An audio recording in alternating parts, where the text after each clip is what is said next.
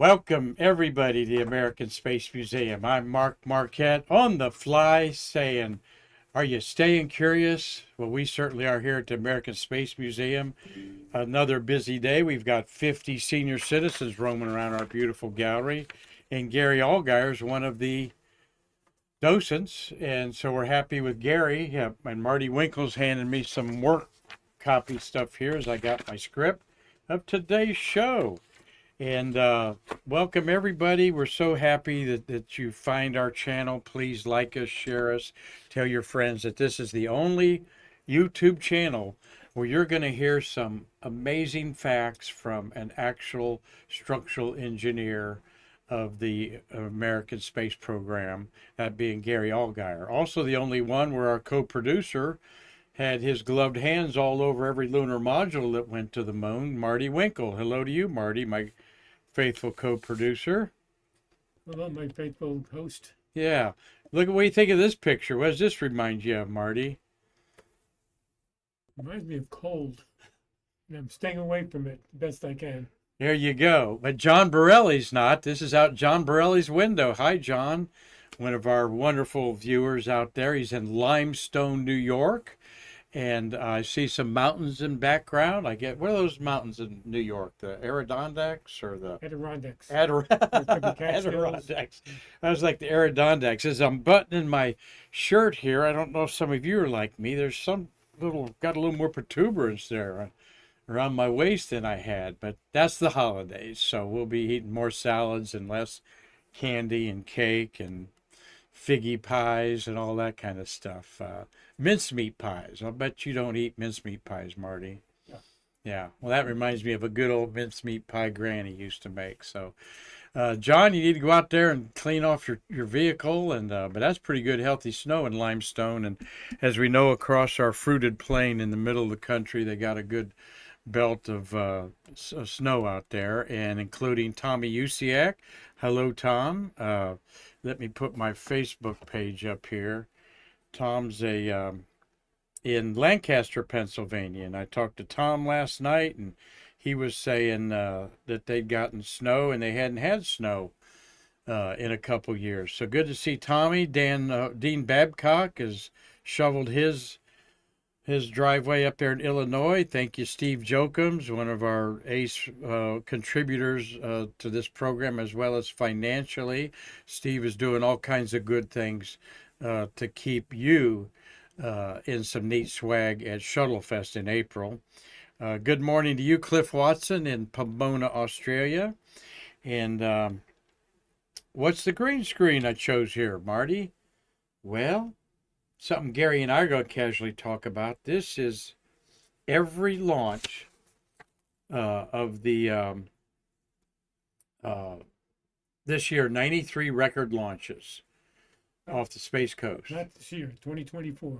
In 2024, yeah, not this year. Yeah, last year. Thank you.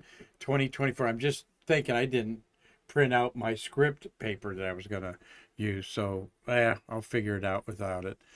94 launches, 73 last year. Amazing. Over 20 more. And I think there's another 44 to add on Vandenberg. So this is quite amazing to see them all laid out there, every one of them. I probably, honestly, Marty, probably saw 70 of them. I'd say I missed a good 20 of them, particularly those in the middle of the night there. So I wasn't getting up at 3 in the morning for that. Tom Celentano, hello to you. Great to see you. He's up in Connecticut, probably got some snow. And Cliff Watson says, we in Australia love meat pies. But I said mincemeat pie, and that's like a raisin pie, actually. And Tommy Usiak, there. That we put that in there from John Borelli to you, Tom.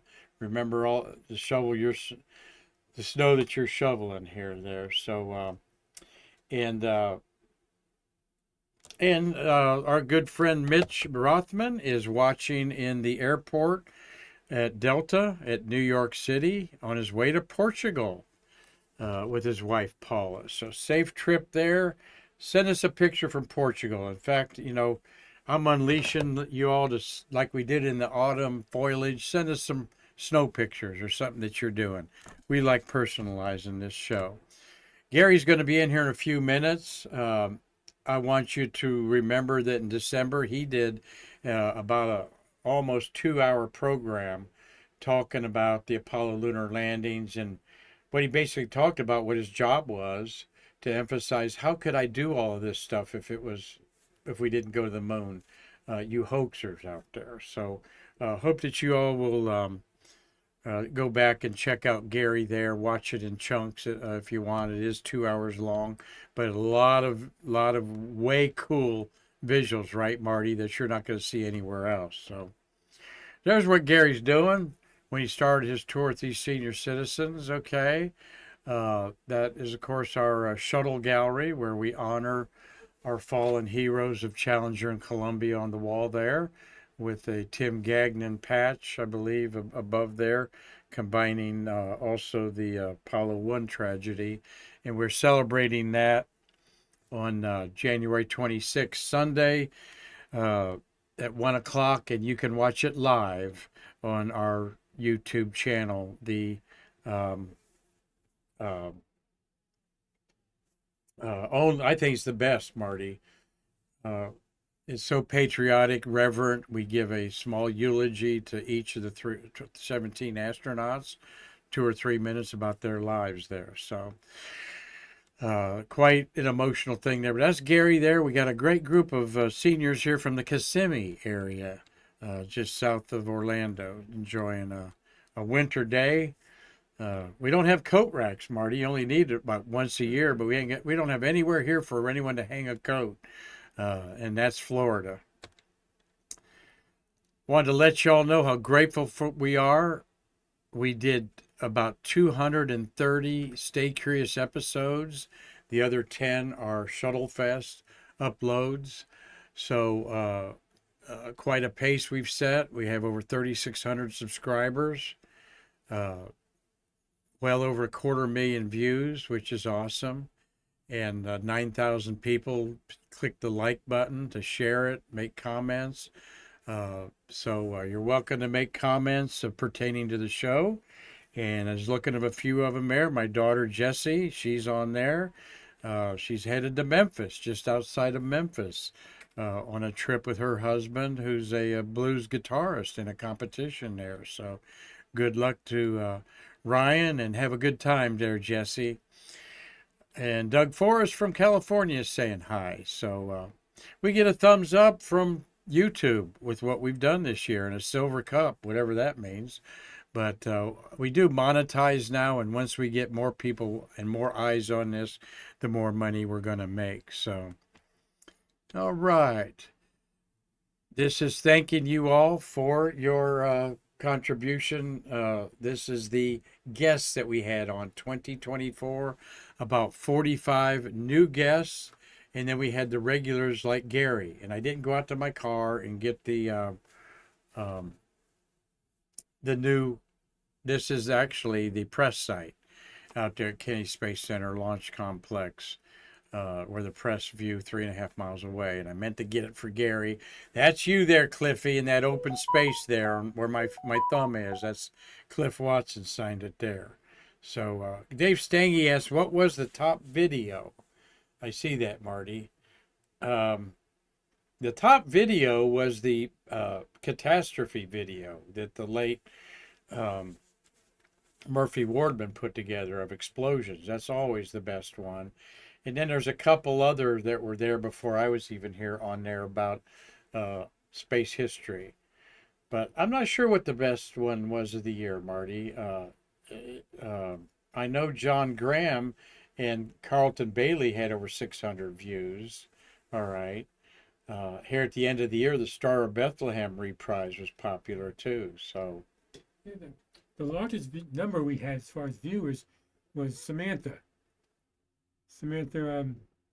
yeah, right. Yes, right. That is right. The number one that we had was Samantha Graham, the Space Coast Sam.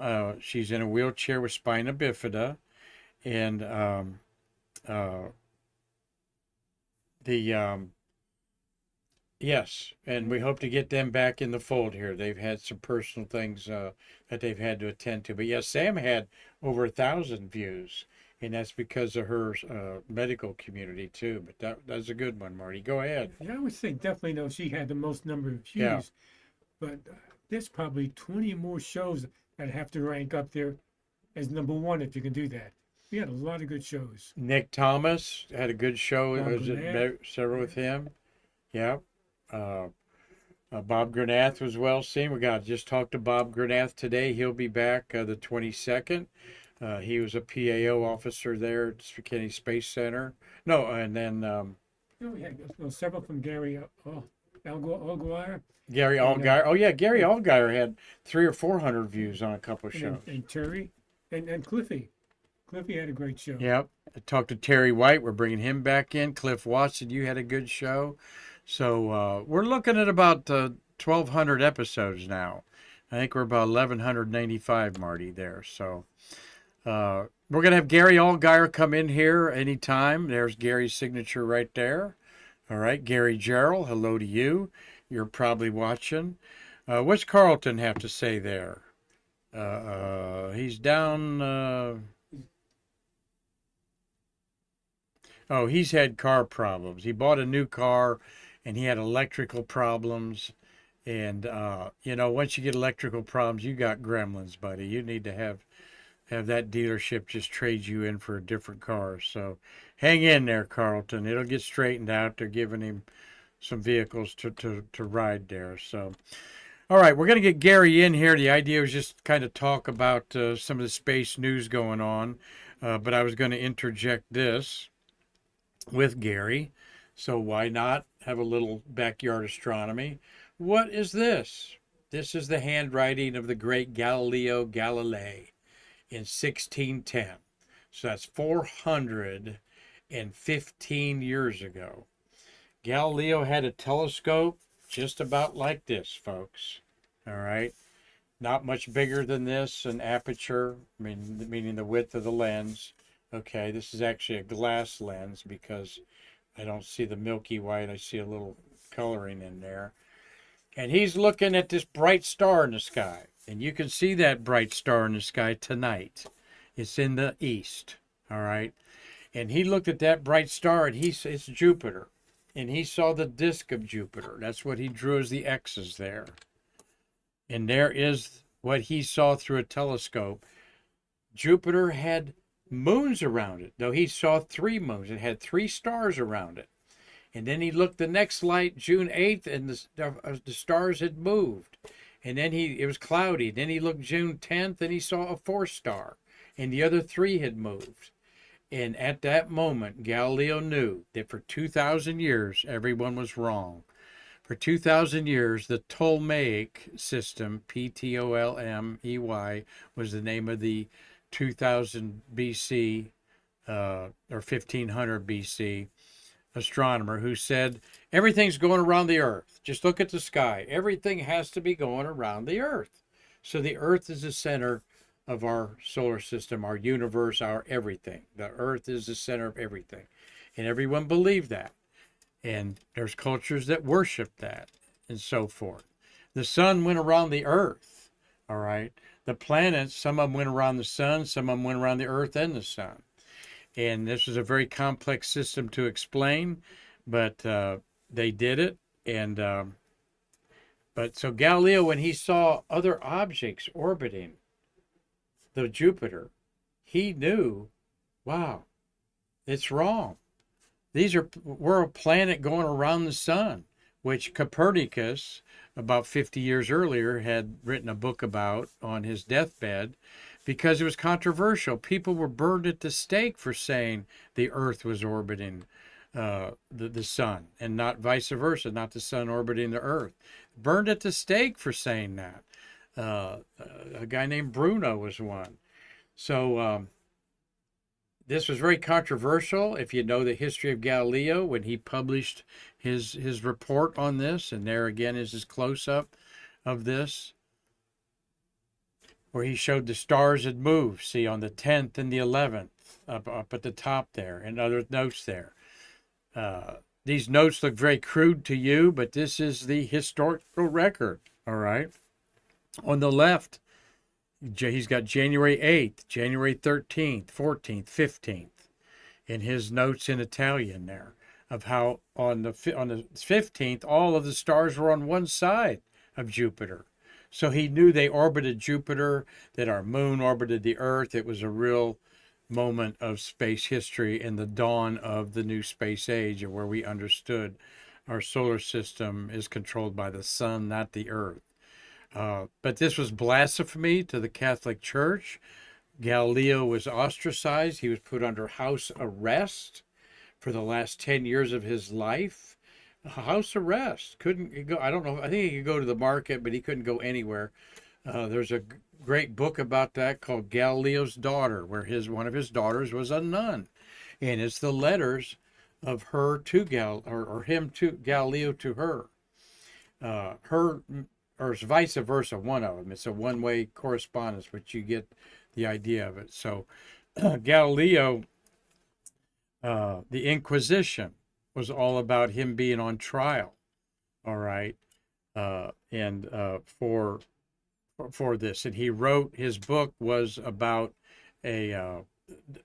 really was controversial, as he wrote a book kind of ostracizing the Pope for not going along with his scientific evidence. So there's Jupiter in our night sky. You can go out and see it. This is what what it looks like through a small telescope like this. Now, this is a time exposure that overexposes Jupiter. If Jupiter was exposed properly, you would see the bands on Jupiter. And there you would see the moons would not be seen in a photograph because but you can see they're clearly disks, globes in there, okay? And with a bigger telescope, you can even, you can't see detail without the largest telescopes, but that's what's in there. So, Marty, would you go out and check on him and see what's going on? Good, thank you, buddy. So this is basically at 8 o'clock tonight. You look to the west, you're going to see Venus, and the next star close to it is Saturn. And then you look behind you to the west, east, and you can't miss Jupiter. It's going to knock your eyes out. Beside, close to Jupiter, is a red star. That's Aldebaran. And then rising is the planet Mars, okay, in there. So, and also Gary's coming in here to join us. Want you to all be aware of, the moon is 8 days old. So it's past 1 day past noon for first quarter. And you might see out there, welcome Gary. Thank you. Is a ring around the moon. So, and so be looking for that.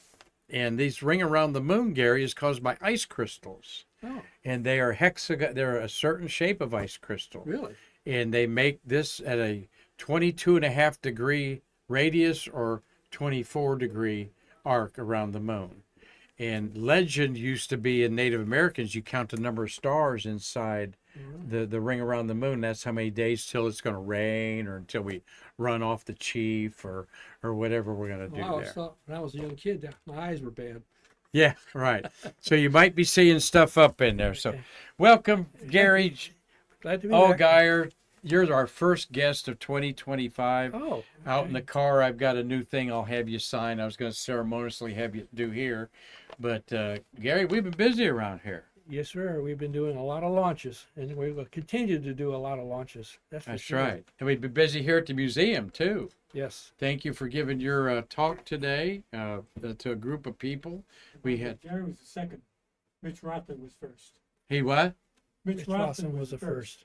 I'm the second. Oh, okay, that's right. Yeah. Yes, you are the second. I'll handle that. Well, correct me, Marty. That's Yeah. why he's my co-producer for the last months here. Maybe glance at that a minute while we're talking, particularly up here, and we're going to talk about the Artemis thing there. But putting Gary on the spot here, Gary, as he's glancing at what I want him to share with me a little bit here, is we're going to talk about, a little bit of current events news out there, gets Gary's take on things, because Gary, you become an invaluable resource to all of our Stay Curious watchers out there.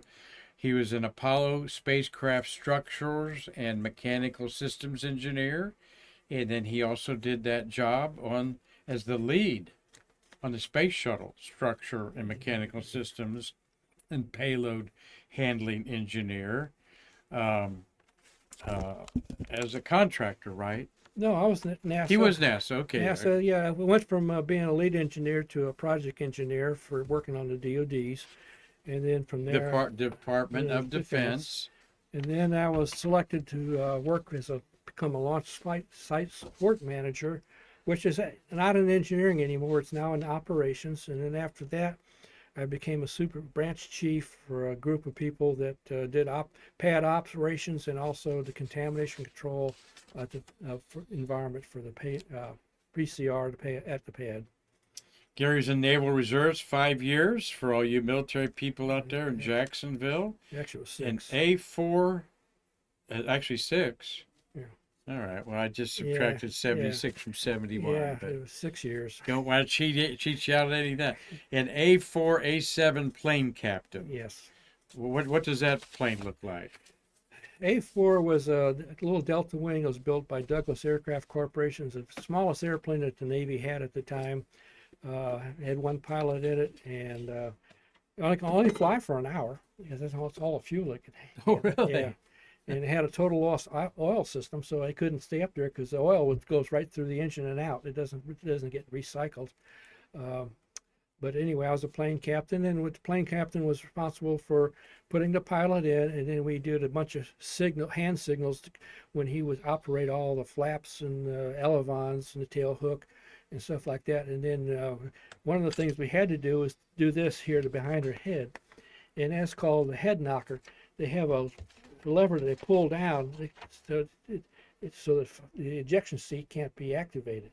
Oh. And so he gets in there, so the last thing we do is make sure he's taking that lever and put it back up. Huh. So, and then we went to A7s, which is a little bit bigger airplane. They can fly 2 hours.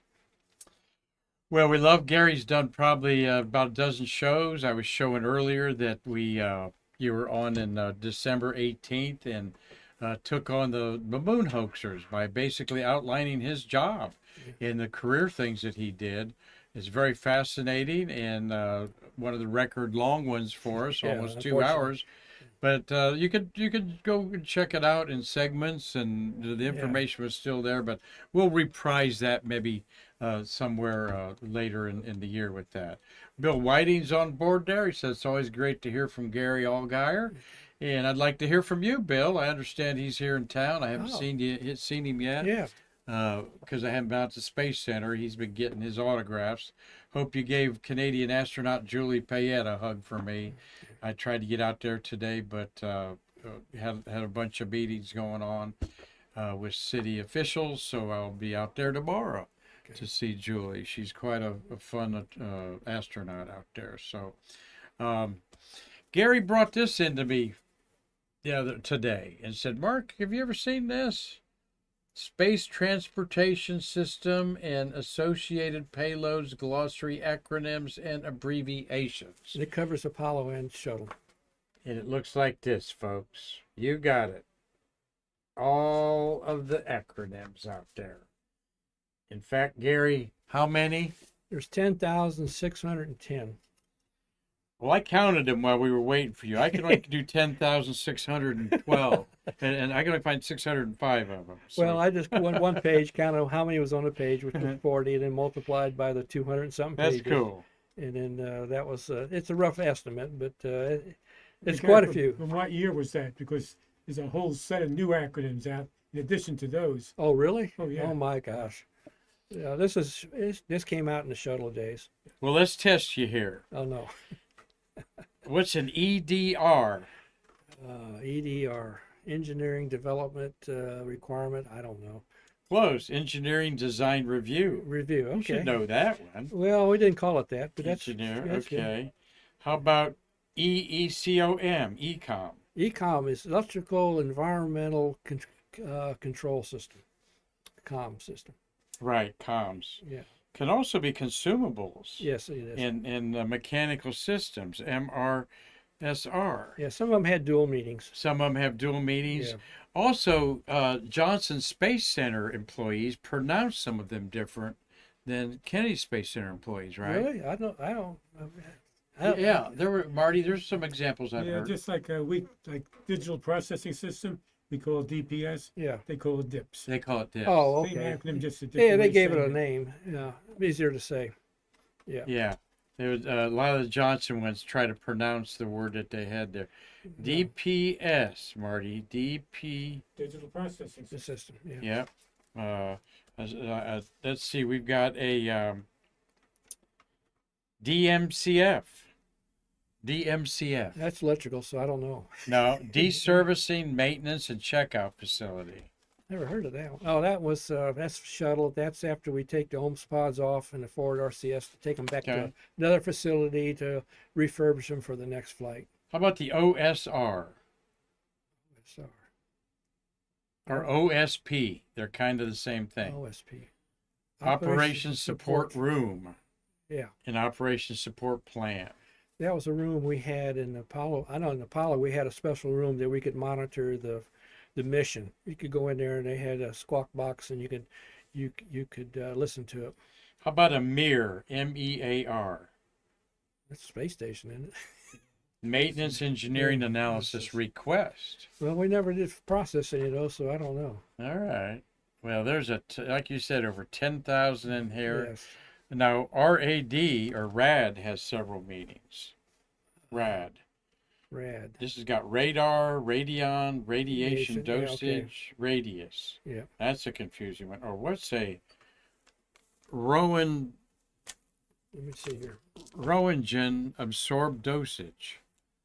Oh, that's for ROENTGEN that's for monitoring for radiation. for radiation. Yeah, if you wear Okay. they wear those badges when they were on orbit. Well, I had seen many of these actually. They're pretty common in space swag that comes through the door there. But a cool thing to have in your collection. And NASA reference publication 1059, revised in 1985. So pretty cool. Over 10,000 acronyms Yeah, there. if you try to memorize all that, you'd be I don't think you could. Can't do it. Well, Steve Jokums, how many have you memorized? I'll Yeah. bet Steve knows them pretty good. And you know what? Of course, Steve says he has a copy of that book. And it's sort of a must thing for space geeks in a way, that you have to have one. You So, learn them without the book, in the environment that you're at. This book here, I didn't get that book until I think I retired. oh really? Yeah, and again, you do it on a day-to-day basis. We were always talking acronyms, so you get accustomed to the ones that you're familiar with. It's in your realm of expertise. Yeah, it's like, you hear a lot of acronyms, like you're saying, like OMRSD. Yeah. You know what that is, but can you identify what the O and the M and the RSD is? Arbiter You maintenance. don't need to know that. Yeah, but you don't need to know You don't that. need to know it. It is arbiter maintenance requirement specification document. It's the Bible. Okay. Yeah, what I'm saying is you don't need to understand what that each letter is. Yeah. You know what we're talking about. Yeah, you know what you're talking about. Anybody in the system knows what you're talking about when you talk about OMRSD. And that's all we would ever say. OMRSD. Didn't have a name for it, but that's what we said, OMRSD. That one's not even in there. OR? Oh, it's in there. It's in there. OMR. OMR. Yeah. OMR. Okay. OMR. Yeah. OM.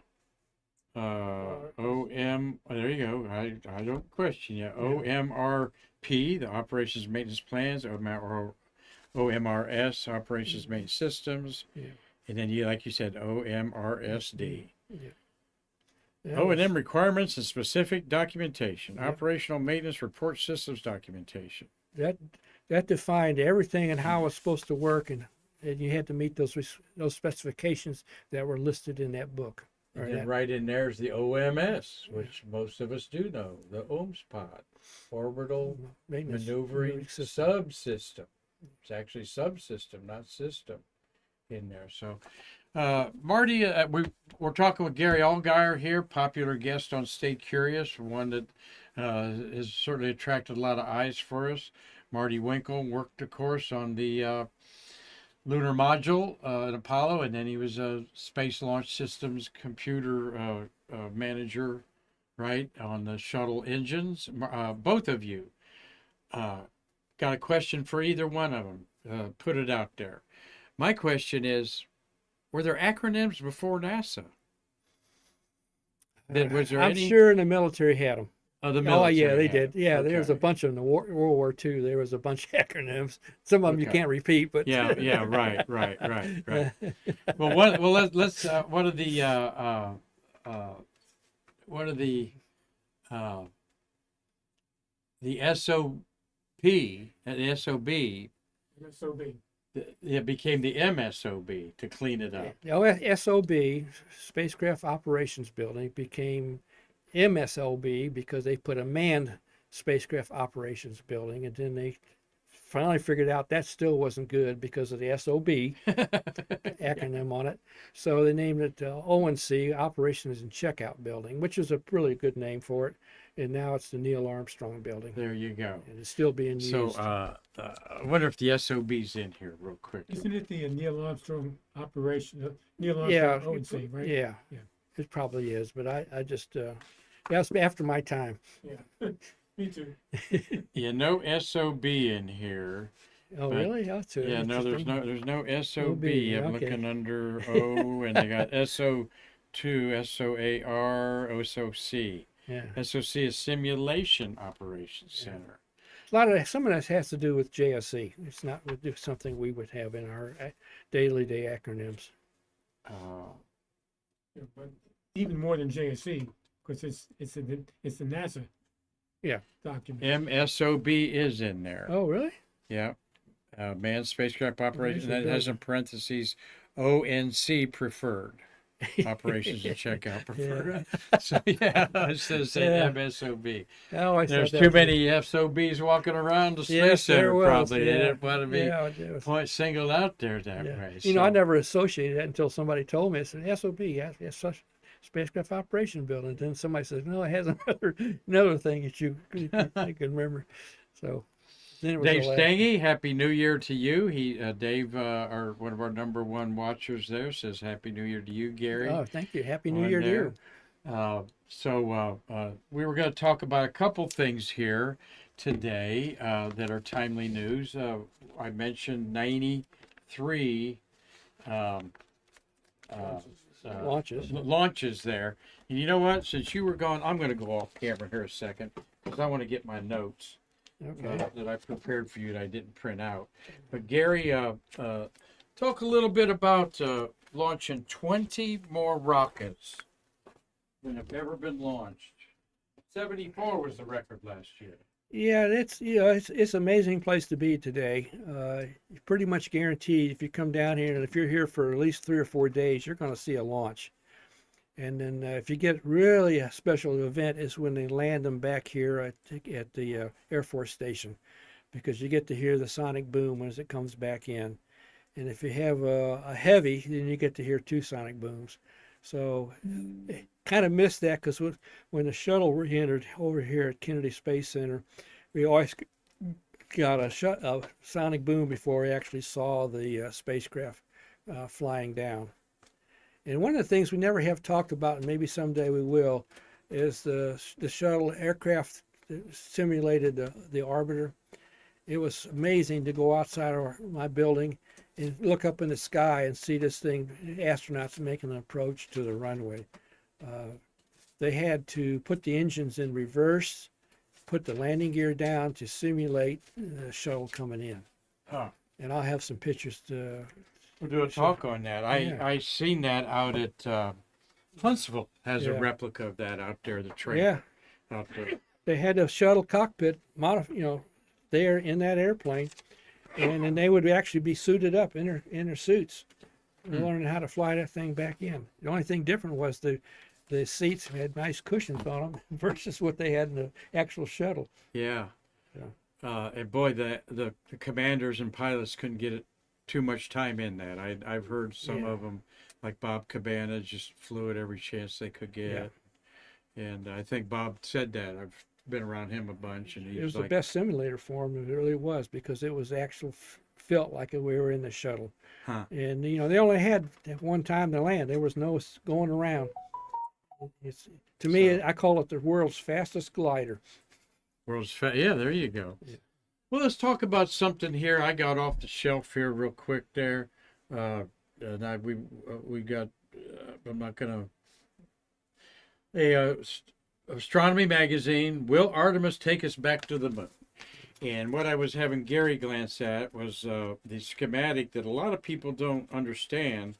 That what are the requirements of once they get number one, the Orion spacecraft is going to be the Uber or the ferry to what was proposed to be the gateway. Mm-hmm. But this article says that the gateway is going to be more like Artemis 4 and 5, not the first landing. That the first landing, they're going to want to put and I'm going to show you this upper right here. Where am I? Oh, there we go. Where my hands is, right in this area here. If you haven't seen this, it talks about putting 16 or more fuel runs from a starship to fuel up one starship. Okay. 50 tons is what I think it carries. Mm. All right. And it's loaded with, Methane. but it's like, I don't know how many tons of methane that's got, like 500 tons on the rocket ship. So they can only take 50 tons at a time up to fuel it. And it needs 500 tons, so that's at least 10 missions to fuel it up there at a depot. And then take the one up there that's going to have people in it, put it in orbit around the moon for a week or so until the Orion is launched to go there. And then dock with the Starship and go back down to Earth, the moon. And as you can see, it really sounds convoluted, doesn't it? Yeah, and it's also more complicated than we just talked about. Yeah, Because exactly. they're going to. My understanding is that they want to land on the South Pole, so they got to go to a north-south orbit. And I was looking at that orbit, and the problem with that orbit is the location. Is in Apollo, they could, basically the command module was circling above them, so if they had an emergency, they could go back up and meet it and rendezvous with it. When they go and land on the South Pole, it's 7 days before the spacecraft comes back around in its position for them to rendezvous with it. So if the astronaut has a medical issue, he's got to wait maybe as much as 7 days before he can be rescued. Wow. And then they're not even talking about putting the gateway that the Europeans are building, ESA and other companies. That's going to be. I like the idea of the gateway. I think having a lunar space station would reap a lot of scientific and astronomy benefits. Have a crew of 3 or 4 up there doing, and then once a year is what they want to do a moon landing. Once they get it cranked up in 2026. Now they're talking 2026 for the moon flyby of Artemis 2, and then 2027 or maybe for the moon landing. And one of the reasons why it's been pushed back again is the ablative heat shield on Orion. And we did a story the other day on heat shields, in fact, yesterday. And it says, I pulled up a story 2 years old on the web that said after 15 years, 1,000 tests, Orion's heat shield ready to take the heat. This was a story of the launch November 16th of the Artemis 1. 1922 or 2022. Yes. Yeah. Over 2 years ago. And Still haven't. what fixed was it. wrong with that heat shield? They pushed it back because there's problems with it. Yet this article said 1,000 tests and 15 years of development. And they still didn't get it right.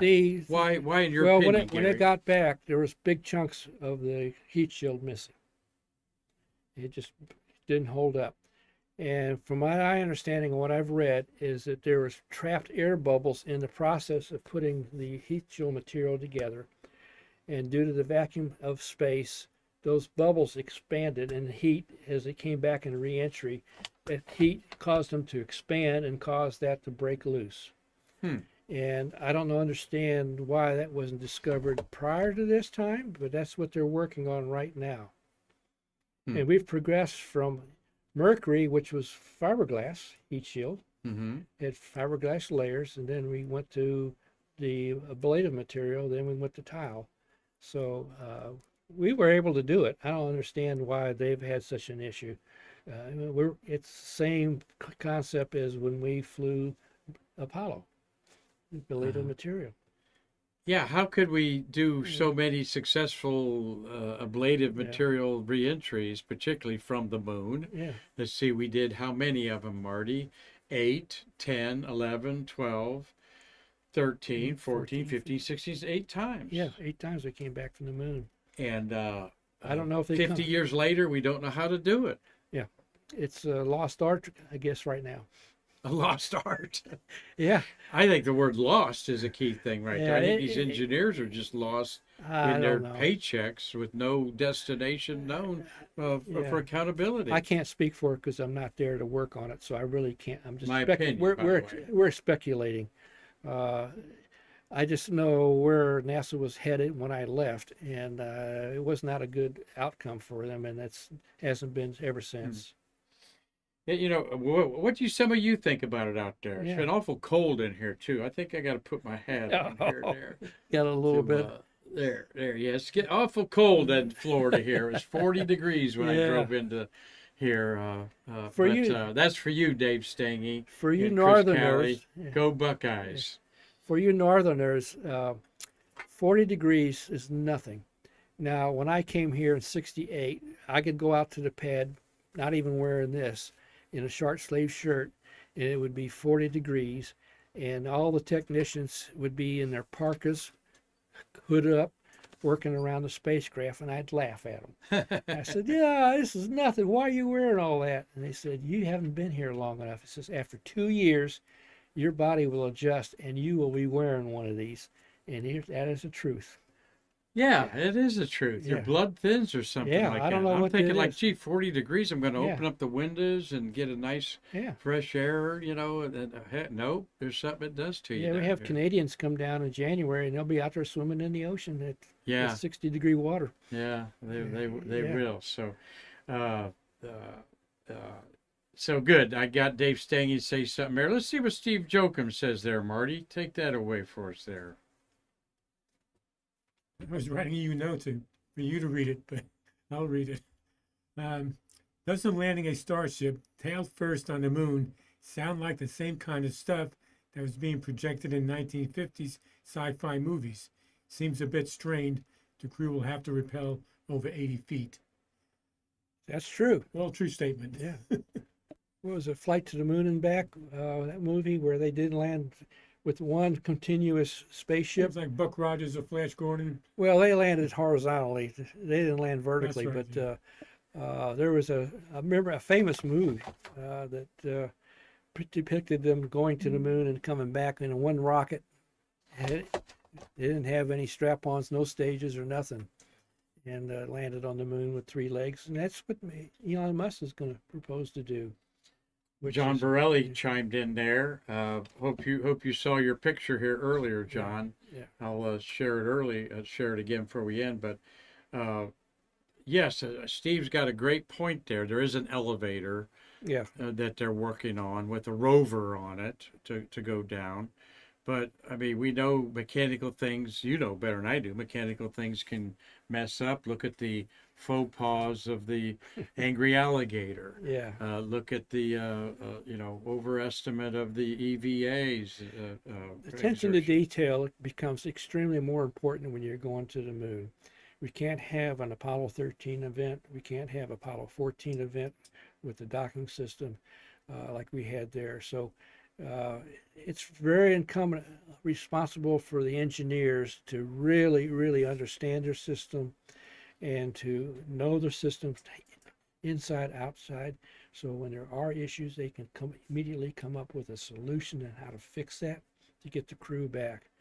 Apollo 13 is really a really good test of how well JSC was able to bring that those crews back. Johnson Space Center. Yeah. Gary, you're going to have a special program Yeah. for us too. He's worked up a really mind-blowing program about Apollo 13 to just show you what a miracle that was. They made it back, right? I told you I don't have anything to do with anything that doesn't have electrical electrons or fluids running through there, but I've been studying up on the fuel cells and how that all works and what really happened and why they had the main bus B go down, and also the tank. The oxygen tank number 2 did not explode. That's a miss. It actually, what it is, they have the tank is designed to hold 1,000 psi pressure. We fly the shuttle was based on this, and I'm assuming that the Apollo spacecraft was based. It was a factor of safety, and the factor of safety is 1.4. So what that means is 1,000 pounds is operating pressure. It has to be able to handle 1.4, which is 1,400 pounds. Anything above that, they had a blowout plug. So the plug would blow out to keep the tank from exploding. They wanted control. And what happened was when the plug came out, it hit the shelf above them, which is the fuel cell shelf, damaged it. It actually bent up and caused the fuel cells to cock over a little bit. So that was and the pressure built up so high in that compartment that it blew the panel off. So that was that was the actual failure. Very interesting. As only Gary Allgire can share with you there. Yeah. And we'll go into that more depth there. Yeah. Talking back to the moon with the Starship, A Destination Moon, Steve Jokins points out is the movie. I watched that. Yeah. I watch it kind of once a year or something. Yeah. I love watching those old, not watching, it's the background while I'm on the computer posting Facebook or something. Dave Stange says it'll be hard to find a safe landing spot because there's so many craters and these smaller landers have tipped over, and that's what bothers me, Dave Stange, is that they don't have the proper landing gear on them, like the lunar module's landing gear. And Apollo is outside the structure of the body or bus of the spacecraft, as was the Surveyor spacecraft. Its 3 landed legs were way outside the front, and they've got these little legs underneath this. That's scary. There is places they can land. It's not all 100% pockets of craters, but they can land it. But that is a concern because of the tipping over with the landing gear inside that envelope of the CG, and that would be definitely a concern. And I'm sure they're thinking about it. And he may end up having legs extend out. Even von Braun figured that out when he did his first concept where he was going to land the command module and a service module on the moon. The service module did have legs on it. Well, anyone have a question for Gary here? As we're getting into another great broadcast here on Stay Curious. At least I hope you all think it's great. Blue Origin, going to launch the New Glenn, named after, of course, John Glenn. Interesting concept of Bezos to honor the suborbital flights of Shepard and Grissom with the New Shepard. They called it there. This is a huge rocket. This rocket is 320 feet tall. The Falcon 9 is 220 feet tall. Scheduled for liftoff Thursday night, Friday morning at 1 a.m. 1 a.m. Friday morning. Gary, why all these in the middle of the night launches? And it probably has more to do with the cruise terminals. The cruise industry, because they cannot go out of the port if we're launching, because it puts them into the path that they have to leave the port, puts them into the zone where if it should happen to blow up or a problem, where they could be actually exposed to falling debris. We already did that one time. They launched they went out of the port, and we had to scrub a launch because they were in the zone. So eventually, if we do one a day, we're going to have to start launching at night or when there was no cruise ships in the port. Those you cruisers out there know that that's also increased here. Port Canaveral is the second busiest port in the world, next to Miami. And they have 7 cruise ships go out. We got 6. Okay. and they're building another terminal right now. Then there was another one, I think it's scheduled, but they've kind of put that on hold because both Jeff Bezos and Elon Musk complained that they'll never get the launch if they have that. And they also wanted to build another turn basin and go into where the Navy is, and they wouldn't allow that. So Yes, a lot of the rocket business here is so prevalent. Of course, it's brought back the economy here. SpaceX has in the Blue Origin, building $1 billion complex across from Kennedy Space Center Visitors Yeah. Complex that is just amazing.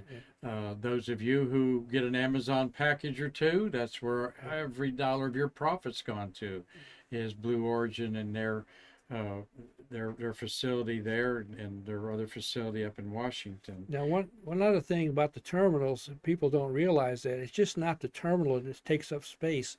They also have to have parking. So they build these big, huge parking garages, and they're still not. They have to have surface parking because these ships are holding 7,000 people.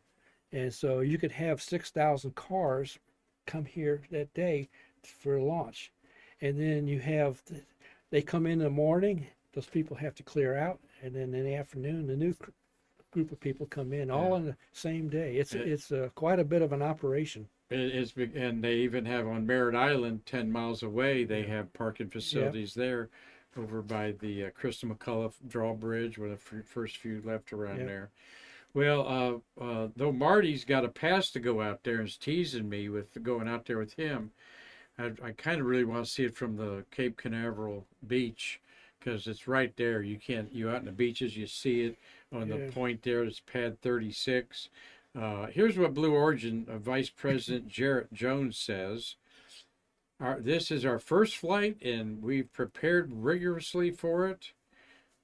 Like 5 years behind schedule rigorously for it. But no amount of ground testing or mission simulations are a replacement for flying this rocket. It's time to fly. No matter what happens, we'll learn, refine, and apply that knowledge to our next launch. I mean, they are not going anywhere. No. This is going to be successful. But it's so big, and it's got the largest capacity fairing of anything ever put in orbit. 33 foot in diameter, and the other one's the best one that they fly on super heavy of the SpaceX is 27 feet. So this is 33 feet in diameter. And I think and have read that Bezos wants to put modular units of like pharmaceutical factories, 3 or 4 module units put together. Maybe robots can make miracle drugs in weightlessness of space. Bezos Hilton Hotel. These things are what people are on the planning boards. You've seen them of plans from startup companies want to have a vacation, a mini space station orbiting. Yeah. And then of course Bezos does have a space station design called the Blue Reef. Okay. And he's also building an Apollo lunar module on steroids called the Blue Moon. Yeah. All right. And the Blue Moon, in that article in Astronomy magazine, is said to work in concert with the Starship. And the Blue Moon will appear on maybe the year 2030 or something like that. But one thing we know is that China wants to land on the moon, and they're saying 2030. And China's space program has met every deadline they have set, including their space stations. They've only had 14 human space flights, folks. And their Tiangong space station is going into its 3rd year. And they have, out of those 14 human space flights, they've integrated 3 women, and 2 of them have flown twice.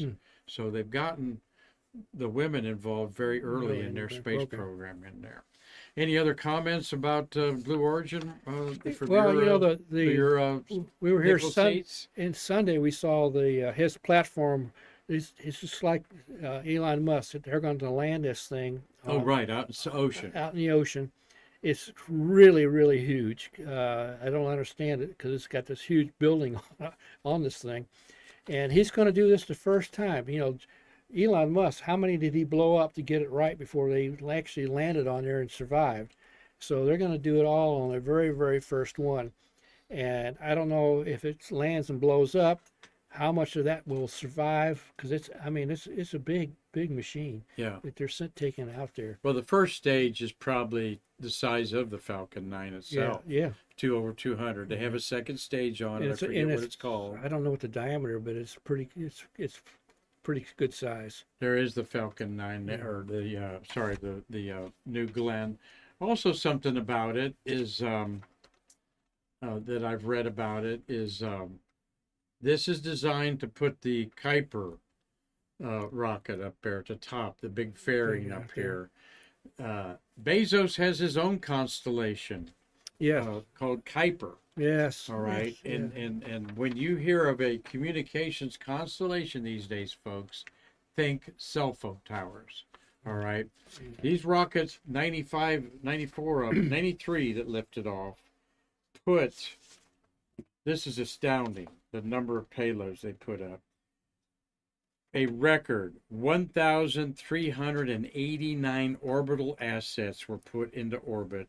1,389 That's about half of what he plans. orbital up there. Now this is, but that includes 5 ULA launches. Yeah, but his Starlink satellites, he's only about halfway through, I think. Oh yeah, he's got permission to do 30,000. Yeah. There's over 6,000 orbiting right now. And then we got that, and then Bezos going to put his system up there. I don't know how many's in that. About 500 or 600 because they're And- bigger. And China's got their own They system. got their own system, and I'm sure Russia has their own system, or will put their own system up. So it's going to get very crowded in the low Earth orbit. I'm going to predict this, Gary, that somebody's home is going to get crashed in by a falling Starlink satellite. What comes down. Comes They- down. And though there's so many of them, they say they can control them. But my God, you can't put 6,000 satellites in the Indian Ocean without affecting something there. Something out in the desert someplace. But that'll be interesting. And, we had this boy in Orlando when laying on to watch the drones, and one of them came out, fell on his chest, and he had to go to hospital for emergency open heart surgery. Oh wow, I didn't know that was on yeah, there. that was the report. Now whether That was they a actually- drone thing on there. Yeah, All the just- fabulous things you see of drones over the New Yeah. Year's Eve celebration. I saw some amazing displays that Yes, you did too. yeah, That's amazing how the may drone not see him thing- anymore though. Right. Once they get through. Not the here in lawsuit. Orlando. They tried to cancel some other places, but did there. So, D. Babcock says, Gary, when you started NASA, did you ever think you would see a booster come back and land? No, I never thought that would ever happen. And when he suggested that, Elon Musk suggested, I said, that's crazy. Why are you wasting fuel when you could be put a heavier payload up there?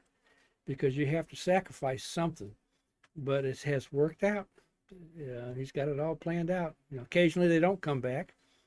Did you ever think you'd see one caught in some chopsticks in midair? No, my God. No, that's crazy. Really, it is. So the Starship 7's coming up here this month. He's going to Yeah. launch the 7th one. Again, put it through its rigors and dump it in the Indian Ocean. There's some talk that he was going to land it on a barge. Oh, really? Yeah, there was some talk about that. I don't know what. I haven't stayed up with it, but I want to see it do a whole orbit, too. well, this one here they're going to launch, and it's going to deploy some. They're not the real satellites. His Starlink satellites. It's going to launch, send them into orbit too. He's going to release those, so he'll have his first payload to be deployed from the Starlink or spaceship. So we'll see what happens. He's got all new kind of, I think, tiles on there, and so it's going to be exciting. So it certainly will be exciting out there. Gary, anything else you want to talk about that's in the news, or any new acronyms you want to lay on us? No, I don't need any more acronyms. Let me give you our favorite acronym. Marty, can you hand me your cup? Oh, Yeah. This is our new favorite acronym. Thank you, Marty. ARS. ARS. I never heard of that. Australian Research and Space Exploration. That's Australia's NASA. Oh, okay. Yeah. It got the Down under, Cliff Watson. Yeah. That's Marty's mug. I've been drinking out of mine. But yeah, we'll end it with this acronym from not in the NASA acronym book. Okay. But yeah, ours. Yeah, and it resembles a NASA meatball. That's nice. That's good Yeah. association. Yeah. Good Cliff, country. Cliff also sent us a koozie for my battery's low and it's getting dark. This Yeah. is an opportunity mug there.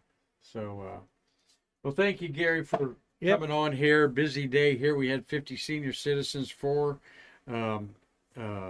docents giving the tour here. John Burrell is pointing out that the new Glenn has a dummy payload on it for this one. Yeah.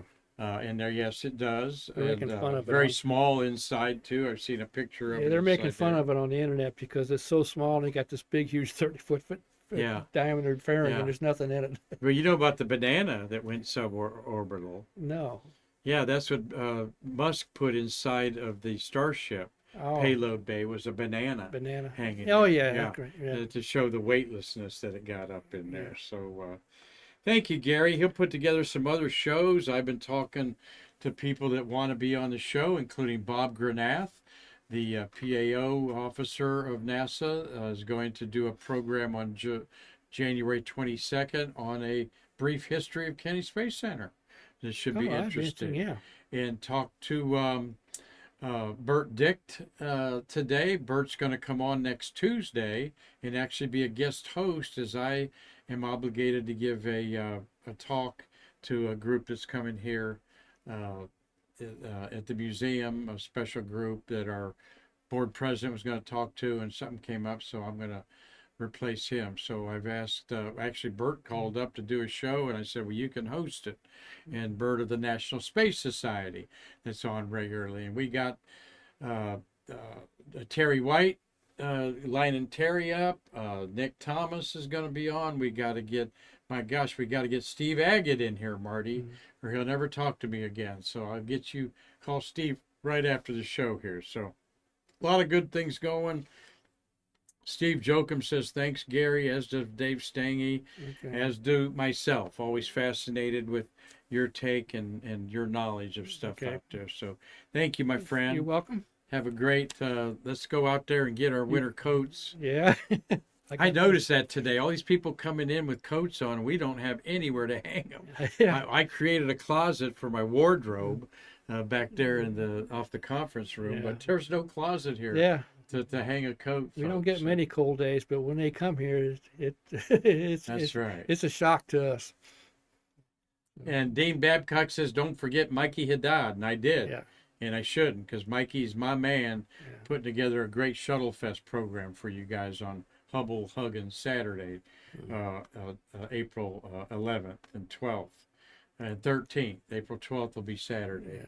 So, Marty, anything over there to button up on our Streamlabs production? Nope, we're all buttoned up. All right. Thank you, sir, for your loyalty and good job today, as always. Gary, shook your hand. Just want to let everybody know tomorrow is Wednesday. I've been trying to do the shuttles of the month of January. Maybe I'll do it then. Also, we got a little programming queue. Discovery made this week in space history, I think, I can't remember what year, Marty, 2003, triggered the demise of Pluto as a planet. Yeah, that's a shame, isn't it? Yeah, I'm glad you think that. Yeah. Because and why did that happen? Well, we'll reprise that probably tomorrow, maybe Thursday. I'll do shuttles of the month. But I definitely got to go out and see Julie Payette, Canadian astronaut, tomorrow. As after all, that's got to be a job requirement, I think, right? Yep. So thank you all for paying attention to our Facebook page, our website, and liking us on YouTube and following us on Facebook. So until tomorrow, when we wrap it up, we wind it up and do it again. I'm Mark Marquez saying I can't wait to see you in our museum. To what, Gary? Bridge the space between us. Thank you, folks.